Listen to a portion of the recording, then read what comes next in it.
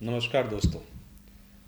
मैं अनूप कुमार भारतीय समाज कार्य विभाग लखनऊ विश्वविद्यालय लखनऊ से हूँ और समाज कार्य विभाग लखनऊ विश्वविद्यालय में आचार्य के पद पर कार्यरत हूँ। दोस्तों, आज एनजीओ मैनेजमेंट के इस कोर्स या पाठ्यक्रम में हम लोग आज एनजीओ के कॉन्सेप्ट या कह लीजिए कि जो गैर सरकारी संगठन है उसकी अवधारणा, उसकी विशेषताओं, सिद्धांतों, प्रकारों, संस्थाओं का या एनजीओ का गठन किस प्रकार से किया जाता है तथा उसकी क्या भूमिका हो सकती है राष्ट्र के विकास में, स्थानीय विकास में या अंतर्राष्ट्रीय स्तर की, इन सभी पक्षों की हम बात करने की कोशिश करेंगे या चर्चा करेंगे। दोस्तों, एनजीओ शब्द बहुत ही जाना पहचाना नाम है और किसी से भी आप इस बात की चर्चा करिए तो एक रूपरेखा हर एक व्यक्ति के मस्तिष्क में आने लगती है कि एनजीओ क्या है। मगर हम लोगों का उत्तरदायित्व भी है कि एनजीओ के विषय में जाने कि उसकी अवधारणा कहाँ से आई, किन उद्देश्यों को लेकर के एनजीओ को बनाया जाता है, उसके पीछे क्या कारण होते हैं और एनजीओ से स्थानीय स्तर से लेकर के अंतर्राष्ट्रीय स्तर पर क्या क्या उससे लाभ प्राप्त हो सकते हैं। सामान्यतः देखने को ये आता है कि एनजीओ या कोई भी संगठन सरकार के द्वारा जो कार्य नहीं किए जा पाते हैं उन कार्यों को क्रियान्वित करने के लिए, उनका कार्यान्वयन करने के लिए हम लोग एनजीओ की बात करते हैं। एनजीओ संक्षिप्त नाम है, गैर सरकारी संगठन के नाम से इसको हम लोग जानते हैं। मुख्य रूप से अगर बात करें तो वैश्विक जो मानवीय चुनौतियां हैं उनका समाधान करने में बहुत महत्वपूर्ण भूमिका निभाते रहे हैं या निभाते हैं। ये एनजीओ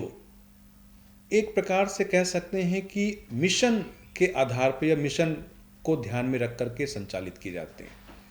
या कह सकते हैं कि ये मिशन संचालित संस्थाएं हैं जो कि सरकारी नियंत्रण से स्वतंत्र रूप से काम करती है, अर्थात सरकार का ऐसी संस्थाओं पे किसी भी प्रकार का नियंत्रण नहीं होता है। मुख्य रूप से अगर हम बात करें तो सामाजिक, मानवीय और पर्यावरणीय मुद्दों पर ध्यान केंद्रित करती मुख्य रूप से सारी संस्थाएं होती हैं। अक्सर उन कमियों को दूर करने का ये काम करती हैं संस्थाएं या एनजीओ जिन्हें सरकारें या निजी क्षेत्र प्रभावी ढंग से संबोधित नहीं कर पा रहे होते हैं, या कह सकते हैं कि सरकार उसका सही तरीके से उपयोग नहीं कर पा रहे होते हैं, या दूसरे तरीके से समझें तो एक तरीके से कह सकते हैं कि जो मानव है या जो मानवीय समाज है या जो नागरिक है, उन नागरिकों और सरकार के बीच में एक पुल का काम करने का प्रयास करते हैं। एनजीओ व्यक्तियों और समूहों द्वारा स्थापित वह संगठन है जिसका उद्देश्य राजनीतिक और सामाजिक लक्ष्यों को पूरा करना है। राजनीतिक से तात्पर्य यहाँ पर किसी प्रकार के राजनीतिक दल से नहीं है, मगर राजनीतिक का तात्पर्य यहाँ पर सहभागिता से है, निर्णय की प्रक्रिया में शामिल होने से है। और इन संस्थाओं का या एनजीओ का मुख्य उद्देश्य मुख्यतः मानवीय या सहकारी होता है। मानवीय सहकारी से तात्पर्य यहाँ पर यह है कि एनजीओ के माध्यम से लोग स्वतः जुड़ करके मानवीयता के आधार पर या मानवीय दृष्टिकोण को अपनाते हुए एक समन्वय स्थापित करते हुए सहकारिता के माध्यम से अपने कार्यों को अंजाम देते हैं, ना कि ये कमर्शियल होता है या कह सकते हैं वाणिज्यिक होता है, या कह सकते हैं कि ये एक तरीके से नॉन प्रॉफिट की हम बात करते हैं। इसमें किसी प्रकार का कोई बिजनेस, कोई व्यवसाय शामिल नहीं होता है। अधिकांशतः एनजीओ या गैर सरकारी संगठन उन गतिविधियों पर केंद्रित होती हैं जिनमें स्वास्थ्य की बात कर सकते हैं या आपात स्थिति से निपटने की बात कर लीजिए, अल्पसंख्यक अधिकारों की वकालत करने की बात कर लीजिए, या उन निर्धनों को समर्थन देने की बात की जाती है जो निर्धन व्यक्ति अपनी आवश्यकताओं को पूर्ति करने में सक्षम नहीं होते। ये एनजीओ एक प्रकार से सरकारी या निजी दाताओं के द्वारा, या कह सकते हैं कि जो सरकार है, सरकार के माध्यम से, या जो प्राइवेट फंडर्स होते हैं, जो डोनर्स होते हैं, वो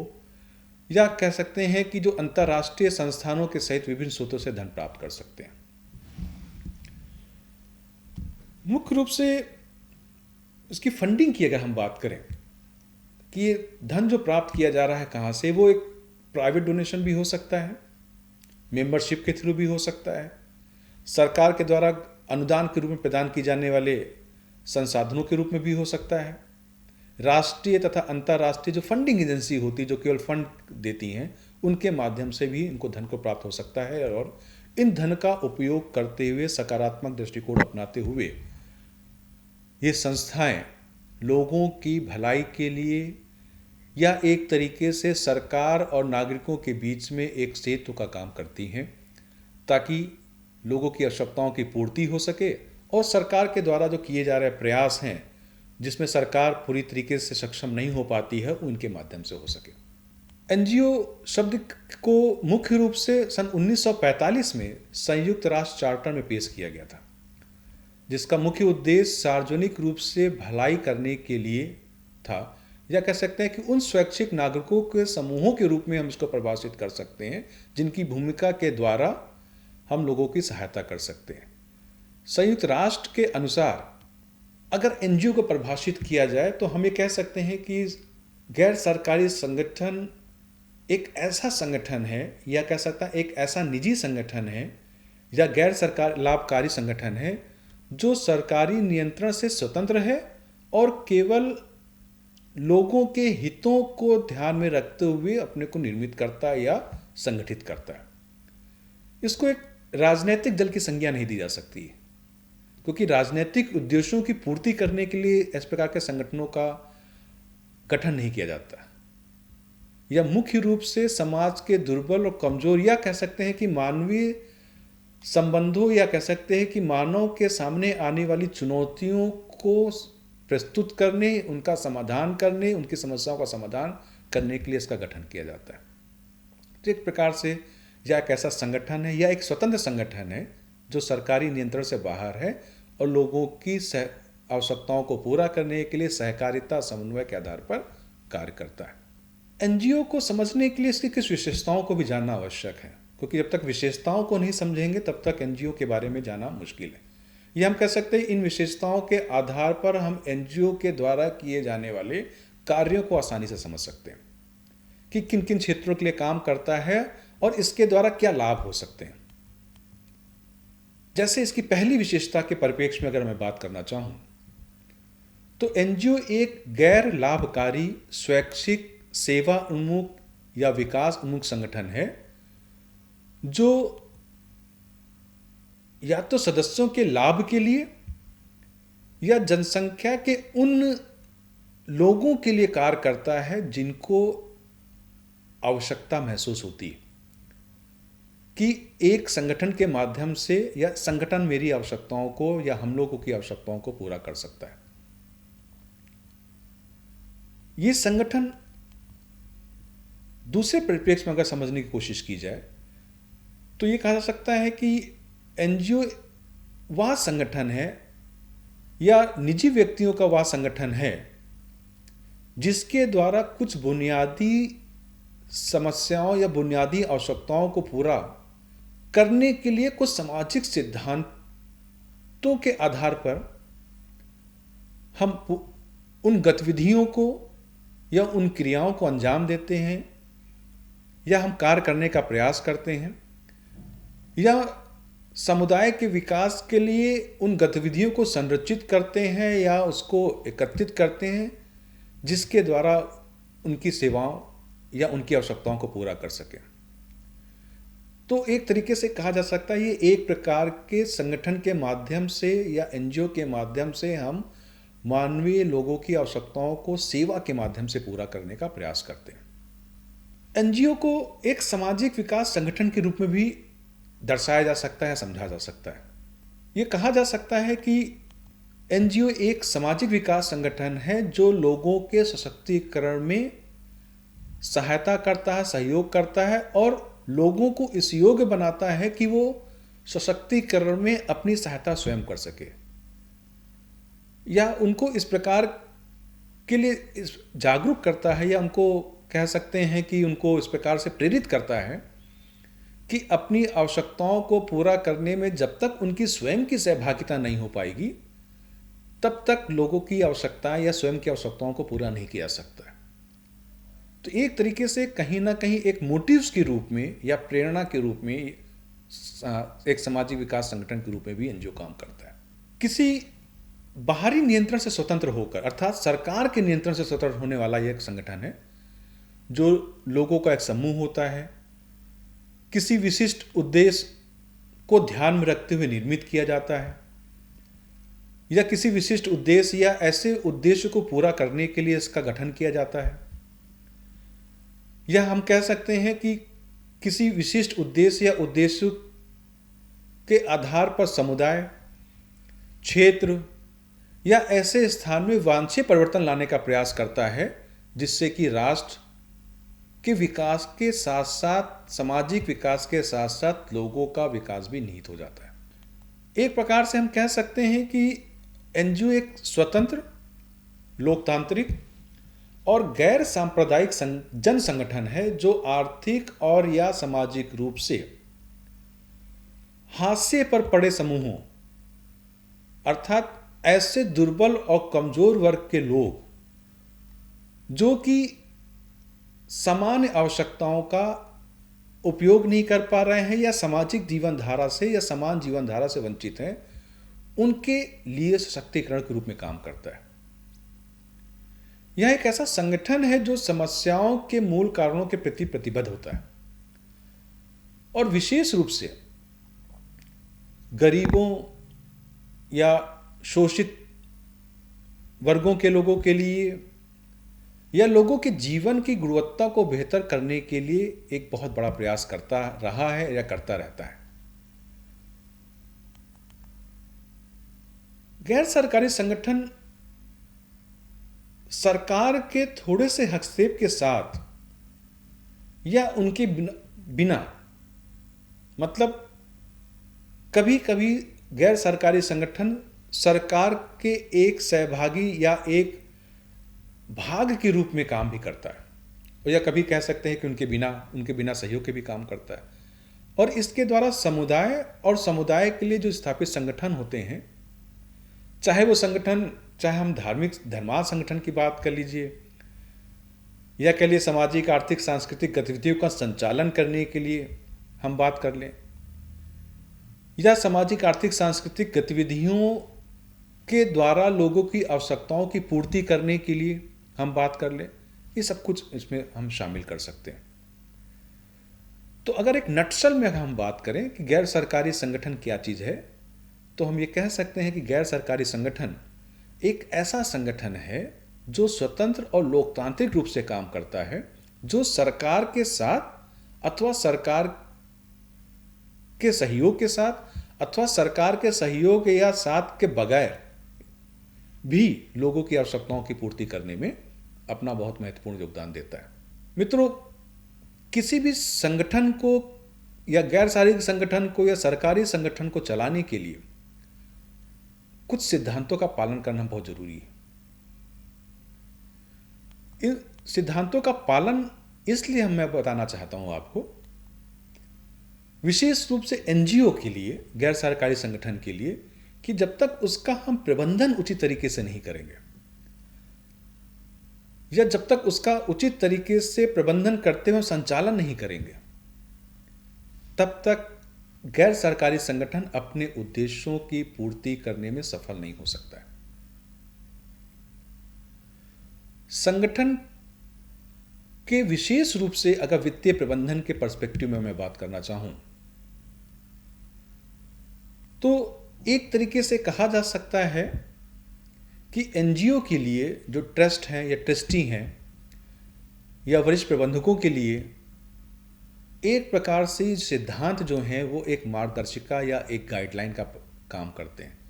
या कह सकते हैं कि एक ऐसा मार्ग बताते हैं जिस पे चलते हुए हम निर्देशों का पालन करते हुए हम संगठन के उद्देश्यों की प्राप्ति में अपनी भूमिका का सही तरीके से निर्वहन करते हैं। जिससे कि उन्हें यह सुनिश्चित करने में मदद मिल सके कि उनका संगठन, जिसने भी संगठन का निर्माण किया है, वो प्रभावी रूप से सही तरीके से चल पा रहा है कि नहीं, या जो संगठन को प्राप्त होने वाला धन है उसका उचित उपयोग हो पा रहा है कि नहीं, या कर्मचारी उचित रूप से काम कर पा रहे हैं कि नहीं। इसमें मुख्य रूप से अगर मैं बात करूं, प्रबंधन एक बहुत महत्वपूर्ण सिद्धांत हो जाता है। संगठन को अपने द्वारा सौंपे गए संसाधनों को अच्छे से या अच्छे तरीके से हम उसका ध्यान कैसे रखें, या प्रबंधन सिद्धांत के द्वारा हम यह सुनिश्चित करना चाहते हैं या करने का प्रयास करते हैं कि संगठन के जो उद्देश्य हैं उन उद्देश्यों की पूर्ति कैसे की जाए, या इच्छित जो उद्देश्य हैं या निर्धारित उद्देश्य हैं उसकी पूर्ति कैसे की जाए। इसके लिए आवश्यक है कि जो प्रबंधन मंडल है या ट्रस्ट मंडल है उसकी पूरी नैतिक जिम्मेदारी हो जाती है कि इसका सही उपयोग करे। व्यवहारिक रूप में प्रबंधक सावधानी पूर्वक रूप से एक रणनीतिक योजना बनाकर उचित नियंत्रण स्थापित करके, जोखिमों पर विचार करके या आने वाली समस्याओं पर विचार करके, या कौन सी ऐसी बाधाएं आ सकती हैं उन पर विचार करके, नियमों के अनुरूप काम करने वाली प्रणालियों की स्थापना करके उचित तरीके से, सही तरीके से हम प्रबंधन के माध्यम से संगठन के उद्देश्यों की प्राप्ति कर सकते हैं। दूसरी ओर, संगठन के वित्तीय प्रबंधन को सही तरीके से संचालित करने के लिए संगठन की एक नैतिक जिम्मेदारी यह भी हो जाती है कि वह लोगों के प्रति जवाबदेह बने, चाहे वो उसमें काम करने वाले कर्मचारियों के प्रति हो, चाहे आम नागरिकों के प्रति हो, या सरकार के प्रति हो, किसी भी रूप में उसकी जवाबदेही तय होनी चाहिए। खास करके लिए जवाबदेही के माध्यम से कोई भी संगठन अपने सभी हितधारकों, जिसमें लाभार्थी भी शामिल होते हैं, उनके लिए यह आवश्यक हो जाता है कि संगठन अपने संसाधनों का उपयोग कैसे करेगा या किस प्रकार से करता आ रहा है या किस प्रकार से करेगा, और ऐसे संसाधनों का उपयोग करने के फलस्वरूप किस प्रकार से परिणाम प्राप्त हुए हैं या उनको क्या हासिल हुआ है। क्योंकि सभी हितधारकों को यह जानने का अधिकार है कि उनके धन और अधिकार का उपयोग कैसे किया जा रहा है, एनजीओ का संचालन कैसे किया जा रहा है, नैतिक और कानूनी कर्तव्य क्या है, अपने निर्णयों और कार्यों के बारे में किस प्रकार से क्रियान्वित कर रहे हैं, अपने द्वारा प्रतिपादित या संगठन की जो रिपोर्ट है उस रिपोर्ट को किस प्रकार से प्रस्तुत कर रहा है। इन सभी के प्रति जवाबदेही होना संगठन की जिम्मेदारी है। तो एक जवाबदेही कहीं ना कहीं हमको इस बात के लिए प्रेरित करती है या संगठन को सही तरीके से सही उद्देश्यों की प्राप्ति करने में मदद करती है कि संगठन के उद्देश्यों की प्राप्ति कैसे करें। इसके अतिरिक्त एक अन्य सिद्धांत की अगर हम बात करें, ट्रांसपेरेंसी, पारदर्शिता, यह भी अपने आप में बहुत महत्वपूर्ण सिद्धांत है। क्योंकि किसी भी संगठन के लिए यह आवश्यक हो जाता है कि उसके द्वारा किए जाने वाले जो भी कार्य हैं या जो भी गतिविधियां हैं, वो सभी गतिविधियां, जो भी कार्य हैं या जो भी प्रकार हैं, जो भी योजनाएं हैं, उससे संबंधित सभी जानकारी अपने हितधारकों को उपलब्ध कराए। क्योंकि ट्रांसपेरेंसी के माध्यम से सटीक, पूर्ण और समय पर वित्तीय प्रबंध को रिपोर्ट को तैयार करना भी अति आवश्यक हो जाता है। और यह भी आवश्यक है कि लाभार्थियों सहित सभी हितधारकों के लिए वह सुलभ हो जाए। यदि कोई संगठन पारदर्शी नहीं है तो यह इस बात का आभास दे सकता है कि उसके पास छिपाने के लिए बहुत कुछ है। जिस संस्थान में, जिस संगठन में पारदर्शिता पूरी तरीके से लागू होती है, वह संस्थान उत्तरोत्तर वृद्धि करता है और आम जनता का उसके प्रति विश्वास बढ़ता है।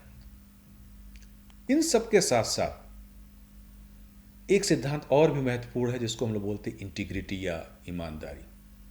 व्यक्तिगत स्तर पर अगर देखा जाए तो संगठन में व्यक्तियों को ईमानदारी और औचित्य के साथ काम करना चाहिए। तात्पर्य यह है कि जो प्रबंधक हैं, जो ट्रस्टी हैं, को प्रक्रियाओं का पालन करने और किसी भी व्यक्तिगत हितों की घोषणा करके एक उदाहरण प्रस्तुत करना चाहिए। क्योंकि जो भी व्यक्ति संगठन में उचित तरीके से, सही तरीके से, ईमानदारी के साथ कार्य करता है, वह संगठन हमेशा आगे जाता है और संगठन में काम करने वाले व्यक्तियों के उनके आधिकारिक कर्तव्यों के साथ संघर्ष करने भी मदद कर सकता है। वित्तीय रिपोर्ट जो होती है उसकी ईमानदारी, वित्तीय रिकॉर्ड की ईमानदारी सटीकता और पूर्णता पर भी निर्भर करता है। जितनी इंटीग्रिटी के साथ हम काम करते हैं, जब जिस इंटीग्रिटी के साथ हम लोगों के साथ सहयोग करते हैं, उसमें सफलता 100% निहित हो जाती है। तो आवश्यकता है कि संगठन में काम करने वाले व्यक्ति वो ईमानदारी से कार्य करें। एक दूसरा सिद्धांत भी है जिसको हम लोग बोलते हैं वायबिलिटी या व्यवहार्यता की बात करें। संगठन के संचालन के लिए या रणनीति स्तर पर हम बात करें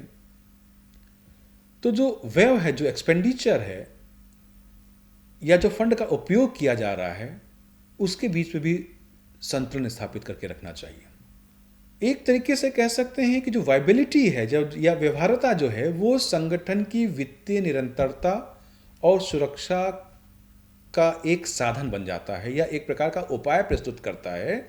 जो कि संगठन के उद्देश्यों की पूर्ति में सहायक होता है। इसके साथ ट्रस्टी और प्रबंधकों को यह दिखाने के लिए भी एक वित्त पोषण रणनीति तैयार करने में मदद करता है कि एनजीओ अपने वित्तीय दायित्वों को कैसा पूरा करेगा, कैसे उसका निर्वहन करेगा, या उसकी रणनीतिक योजना क्या होगी, या उस रणनीतिक योजना के माध्यम से किस प्रकार से कार्य करेगा। ये भी एक महत्वपूर्ण कार्य हो जाता है। इन सभी कार्यों को करने के लिए एनजीओ को अपने वित्तीय प्रबंधन के लिए एक अन्य सिद्धांत जिसको हम लोग अकाउंट स्टैंडर्ड या लेखांकन मानक की बात कर सकते हैं या लेखांकन मानक की बात कर सकते हैं।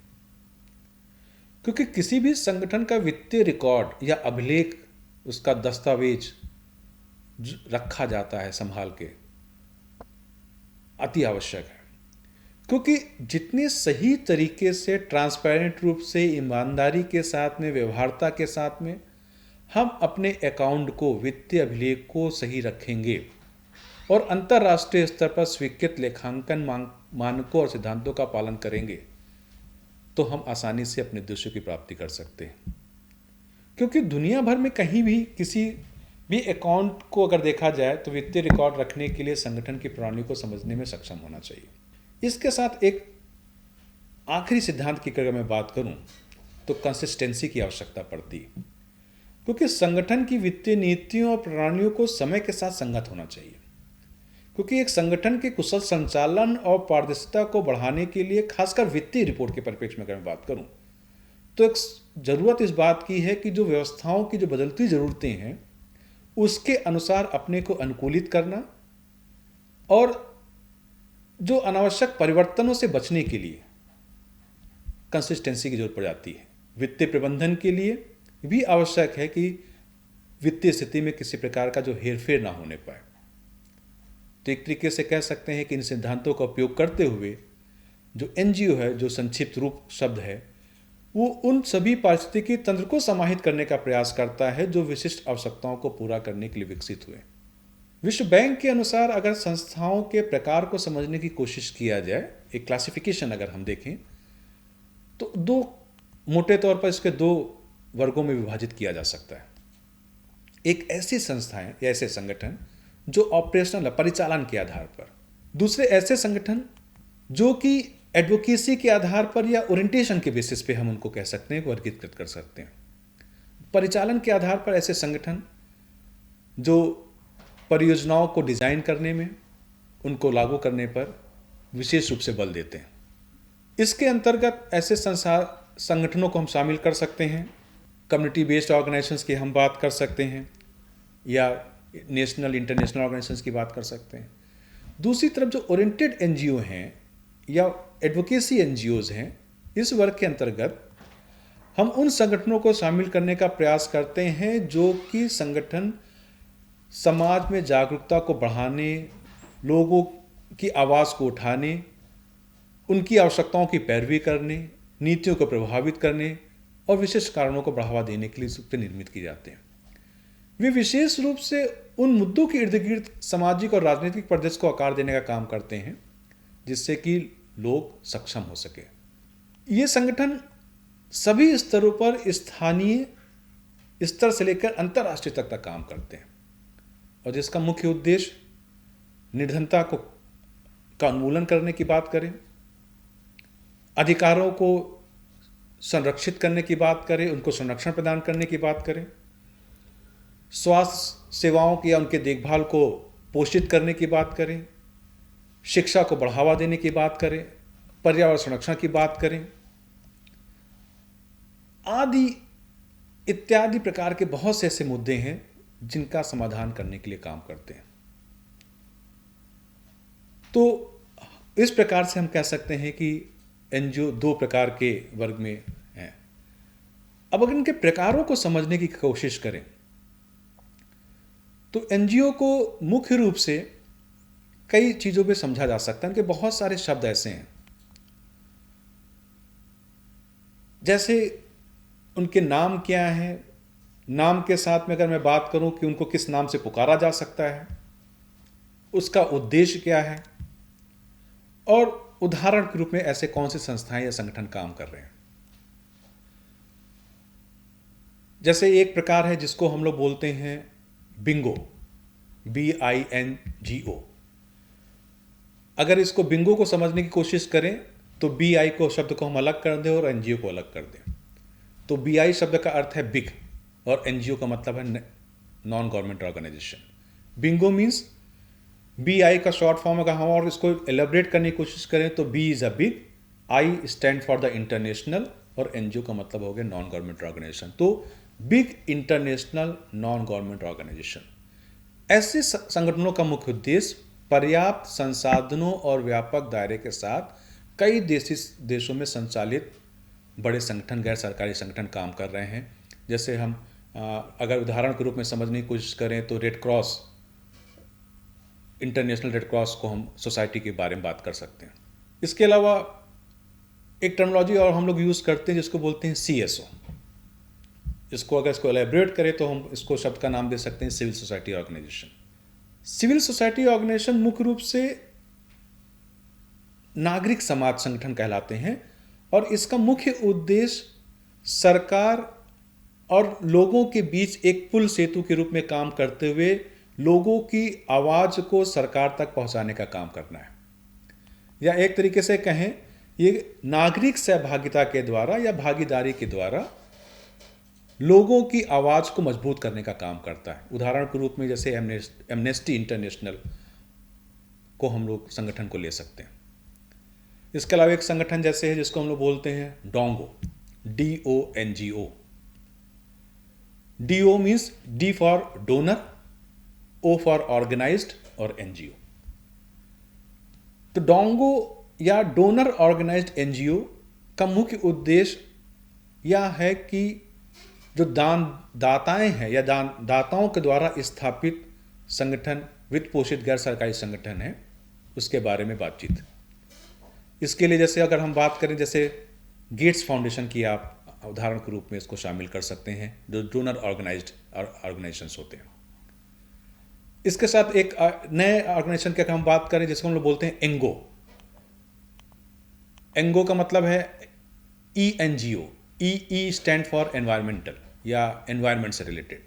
तो environmental NGO, environmental non government organisation, सीधा सा स्पष्ट है क्योंकि पर्यावरण संबंधित संगठन है,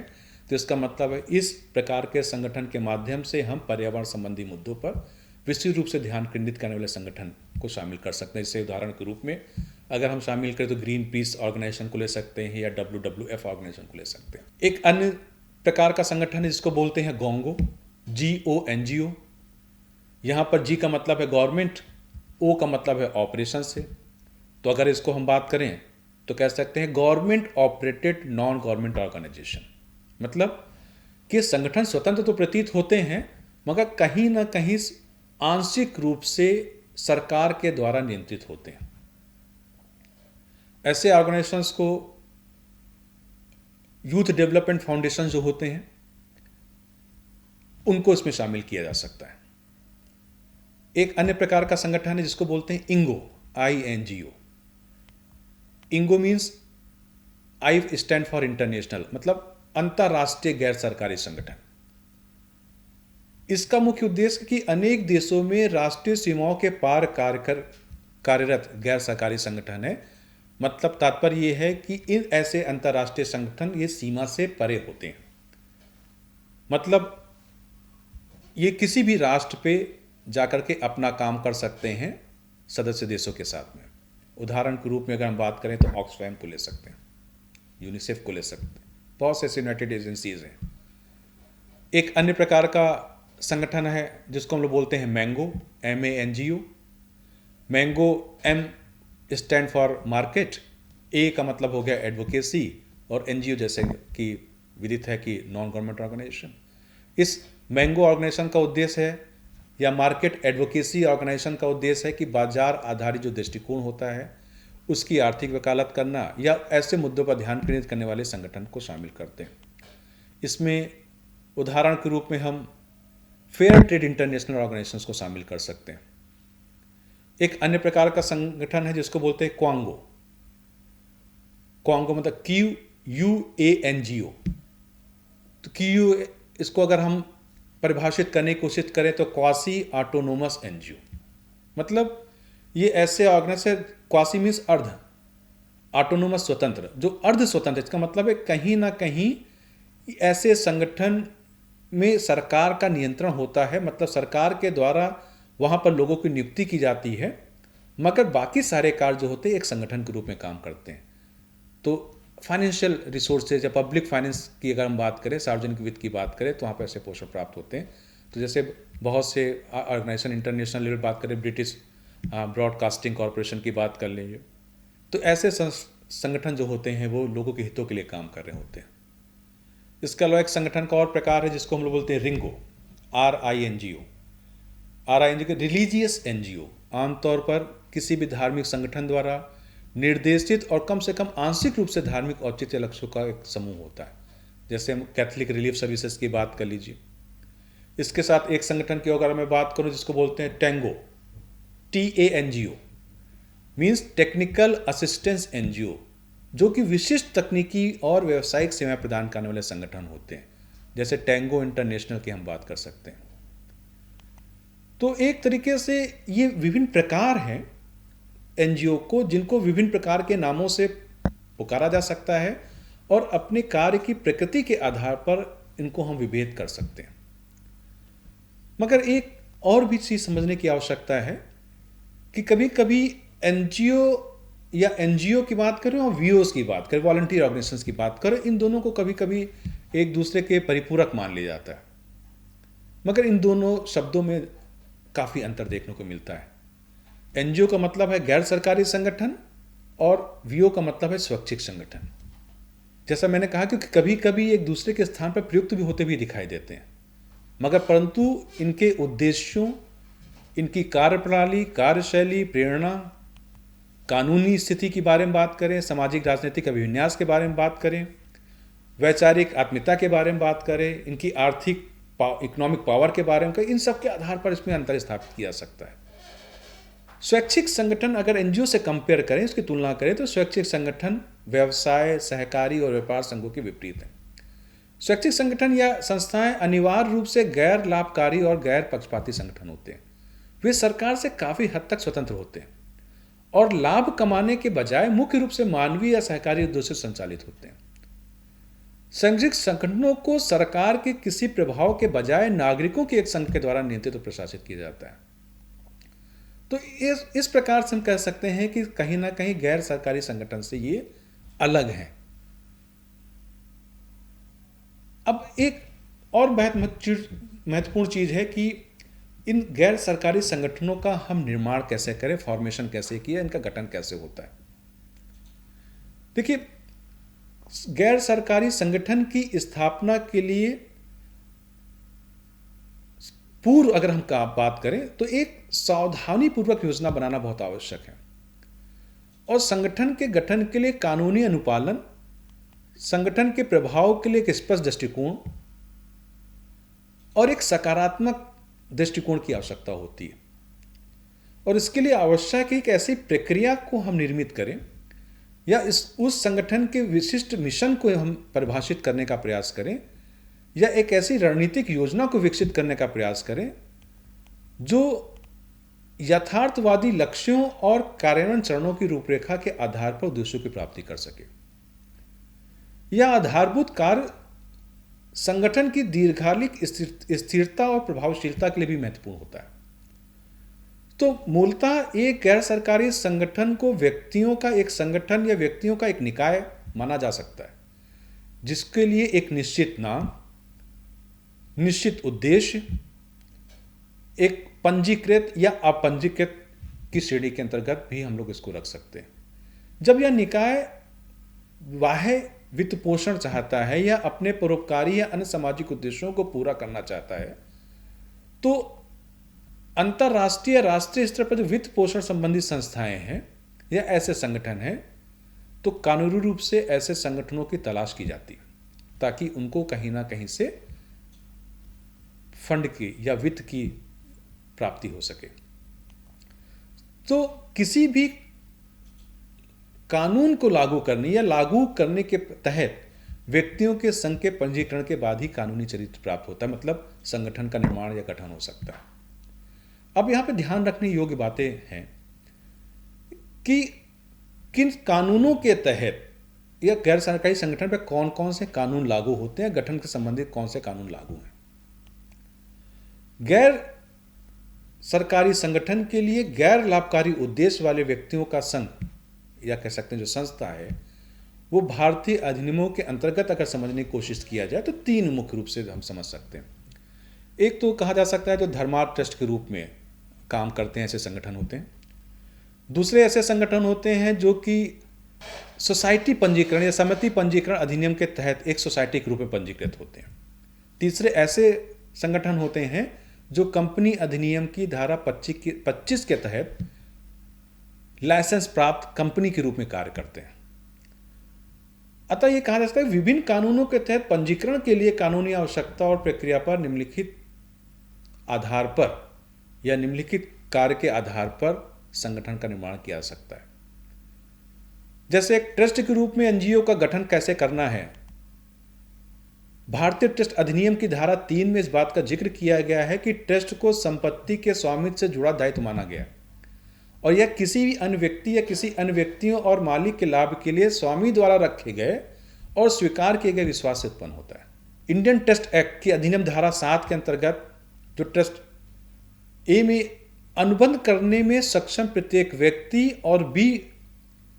धारा 7 की बी में किसी नाबालिग द्वारा या उसकी ओर से बनाया जा सकता है। मतलब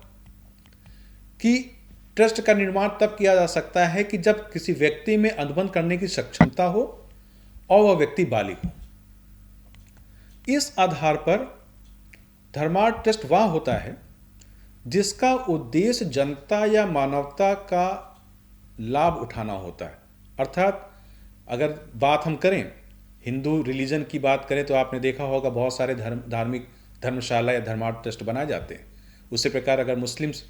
रिलीजन की हम बात करें तो वहाँ पर वक्फ बोर्ड बनाए जाते हैं। तो दोनों ही मामलों में एक प्रकार से सार्वजनिक उपयोगिता के लिए समर्पित ट्रस्ट काम करते हैं। उदाहरण के रूप में जैसे तालाब, कुएं, भोजन के उपहार हो गए, धर्मशालाएं हो गए, स्कूल हो गए, पीने के पानी की आपूर्ति के लिए स्थान हो गए, बीमार और गरीबों के लिए राहत प्रदान करना इत्यादि बहुत सारे कार्य आते हैं। एक संस्था की स्थापना इसीलिए की जाती है और किसी को कार्य करने का कर्तव्य सौंपा जाता है। एक धर्मार्थ बंदोबस्ती एक ऐसे व्यक्ति द्वारा यह ट्रस्ट बनाया जा सकता है जो स्वस्थ दिमाग का हो, नाबालिग ना हो, वसीयत के तहत या धर्मार्थ उद्देश्य के लिए उपहार के रूप में, इस उद्देश्य के लिए, या कोई भी व्यक्ति जो इस तरह से समर्पित संपत्ति रखता हो या ट्रस्ट के तहत रखना चाहता हो या निर्दिष्ट उद्देश्य को पूरा करना चाहता हो, निर्माण कर सकता है। हालांकि यह वांछनीय है कि जो व्यक्ति अपनी संपत्ति को धर्मार्थ उद्देश्य के लिए समर्पित करता है उसके लिखित दस्तावेज के तहत एक ट्रस्ट बनाया जाए और उसे नियंत्रित, प्रबंधित और नियमित करने के लिए ट्रस्टियों को एक निकाय नियुक्त किया जाता है, जिसके लिए एक ट्रस्ट डीड जो द्वारा ट्रस्ट घोषित किया जाता है उसे ट्रस्ट का साधन के रूप में हम लोग कहते हैं, या अधिक रूप से ट्रस्ट डीड के रूप में जाना जाता है, क्योंकि ट्रस्ट को वसीयत या आपसी सहमति से घोषित किया जा सकता है। इसलिए ट्रस्ट डीड वसीयतनामा या गैर वसीयतनामा साधन के रूप में हो सकता है। कुछ ट्रस्ट मौखिक रूप से भी बनाए जा सकते हैं या लिखित रूप में भी साधन के रूप में निष्पादित किए जा सकते हैं या उसके बिना हो सकता है। वास्तविक रूप में अगर देखा जाए तो एक लिखित ट्रस्ट डीड रखना हमेशा उचित होता है। ट्रस्टों पर बहुत से कानून को लागू होने की बात स्वीकार की जाती है, जैसे धर्मार्थ और धार्मिक ट्रस्ट अधिनियम 1920 एकमात्र केंद्रीय कानून रहा है। इसके साथ सभी धार्मिक और धर्मार्थ ट्रस्टों पर लागू होता है। यह सार्वजनिक धर्मार्थ और धार्मिक बंदोबस्तों और ट्रस्टों के बारे में जानकारी प्राप्त करने, ट्रस्ट के कुछ मामलों पर अदालत के निर्देश प्राप्त करने पे, ट्रस्टों के खिलाफ कुछ मुकदमों में किए गए व्यय के भुगतान के लिए सक्षम करने की सुविधा प्रदान करता है। इसके साथ साथ अगर मैं बात करूं तो धार्मिक बंदोबस्ती अधिनियम 1863 है। यह अधिनियम सरकार को कुछ धार्मिक संस्थाओं के प्रबंधन से स्वयं को मुक्त करने का अधिकार देता है, जो सरकार के द्वारा नियंत्रित हुए करते थे या नियंत्रित हैं। भारतीय ट्रस्ट अधिनियम 1882 यह अधिनियम मुख्य रूप से निजी या पारिवारिक ट्रस्टों को नियंत्रित करता तथा इसके दायरे से वक्फ और धर्मार्थ या धार्मिक बंदोबस्त को बाहर करता है। हालांकि ट्रस्ट अधिनियम के प्रावधानों का आधार बनाने वाले सिद्धांत सार्वजनिक ट्रस्टों पर भी लागू किए जा सकते हैं। तो इस प्रकार से ट्रस्ट के माध्यम से काम किए जा सकते हैं। एक दूसरा प्रारूप जो है वो एनजीओ का गठन एक सोसाइटी के रूप में सोसाइटी पंजीकरण अधिनियम के तहत कैसे कर सकते हैं। समानता सोसाइटी को एक कंपनी या व्यक्तियों के संघ के रूप में परिभाषित किया जा सकता है जो किसी सामान्य उद्देश्य के लिए विचार विमर्श करने, निर्णय लेने और संयुक्त रूप से कार्य करने के लिए आपसी सहमति के लिए एकजुट होते हैं। सोसाइटी पंजीकरण अधिनियम 1860 के अनुसार एक सोसाइटी का गठन कम से कम 7 या अधिक व्यक्तियों द्वारा किया जा सकता है, जिसका मुख्य उद्देश्य अनुबंध करने के लिए किया जा सकता है, यथा धर्मार्थ सहायता प्रदान करने के लिए या किसी प्रकार के लिए अन्य कारणों के लिए, या विज्ञान, साहित्य, ललित कला, शिक्षा को बढ़ावा देना, राजनीतिक शिक्षा का प्रचार प्रसार करना, समान उपयोग के लिए जैसे पुस्तकालय, वाचनालय और सार्वजनिक संग्रहालयों की स्थापना करना, अन्य रूप से कलाकृतियों, प्राकृतिक इतिहास के संग्रह करना, या यांत्रिक और दार्शनिक आविष्कारों, उपकरणों या डिजाइनों की दीर्घाओं की स्थापना या उसके रखरखाव संबंधित है। इसके अलावा राज्य सरकारों को के आधार पर सोसाइटी बनाने का मुख्य लाभ यह भी हो जाता है कि यह संगठन एक कॉरपोरेट स्वरूप प्रदान करता है और अधिक लचीलापन प्रदान करता है, क्योंकि ट्रस्ट के मामले में इसकी तुलना में सोसाइटी के विज्ञापन और उपनियमों में संशोधित करना आसान होता है, जिसकी शर्तें ट्रस्ट डीड में सख्त रूप से व्यक्त की जा सकती है।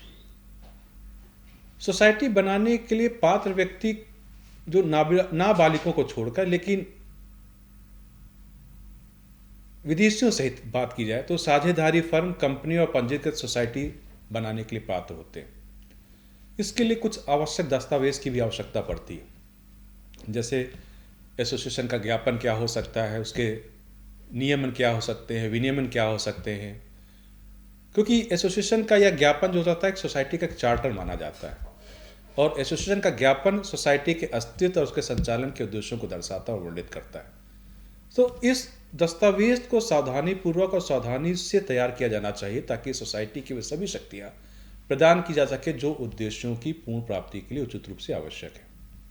तो एक तीसरा जो प्रकार है वो एनजीओ को एक कंपनी के रूप में स्थापित करने का भी है। कंपनी अधिनियम की धारा 25 में कंपनी अधिनियम 1956 के तहत एक संगठन किया जा सकता है जो कि वाणिज्य, कला, विज्ञान, धर्म, दान, किसी अन्य उपयोगी वस्तुओं को बढ़ावा देने के प्रयोजनों के लिए भी, या अपने उद्देश्यों को बढ़ावा देने के लिए, या अपने लाभ या अनाय को लागू करने के उद्देश्य से, या सदस्यों को किसी भी प्रकार का लाभांश देने के लिए प्रतिबंधित करता है, मगर इसे एक लिमिटेड या प्राइवेटेड शब्द को जोड़े बिना शामिल करने की अनुमति है। अर्थात इसमें लिमिटेड या प्राइवेट लिमिटेड शब्द को जोड़ना उचित नहीं होता। कंपनी अधिनियम की धारा 25 के तहत लाइसेंस प्राप्त करने की जो प्रक्रिया होती है, उस प्रक्रिया के तहत अगर हम बात करें तो सबसे पहले रजिस्ट्रार ऑफ कंपनीज की उपलब्धता का पता लगाना होता है। उसके पश्चात प्रस्तावित एसोसिएशन या कंपनी का नाम तय करना आवश्यक है। उसका मेमोरेंडम बनाने की आवश्यकता है। कौन कौन से उसमें आर्टिकल्स ऑफ द एसोसिएशन के क्या हो सकते हैं, उसका मसौदा तैयार करना।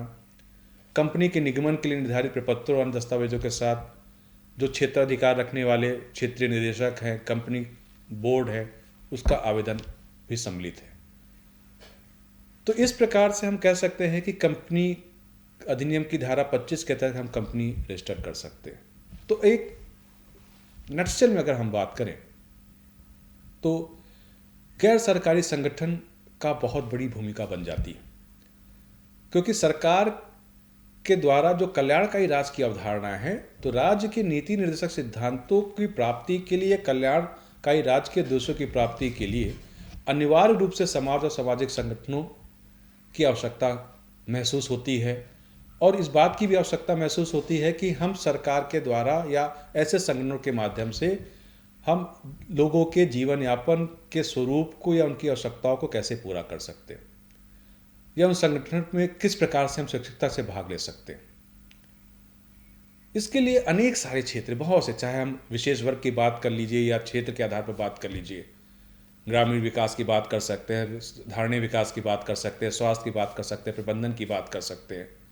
तो बहुत से ऐसे क्षेत्र हैं जहाँ पर हम गैर सरकारी संगठन की सहायता से कार्य कर सकते हैं। सारांश में अब इतना ही कहा जा सकता है कि जो गैर सरकारी संगठन है उसका मुख्य उद्देश्य लोगों में जागरूकता बढ़ाने में मदद करना है,